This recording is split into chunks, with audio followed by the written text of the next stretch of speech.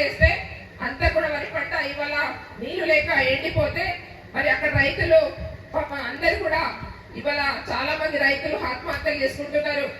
మరి నష్టపోయిన రైతులకు మరి ఆదుకోవాలనేది లేదు గవర్నమెంట్ కి. మరి ఈ రోజు మన ప్రాంతంలో కూడా ఇవాళ వట్టివాగు ప్రాజెక్ట్ కావచ్చు, మరి గతంలో కాంగ్రెస్ ప్రభుత్వం ఉన్నప్పుడే కట్టారు. ఏదైతే మన కొమరం భీం ఆసిఫాబాద్ మరి ఇవాళ ప్రాజెక్ట్ కట్టారో మరి ఒక్క చుక్క నీళ్ళు కూడా మరి ఎక్కడ కూడా ఇవ్వని పరిస్థితి.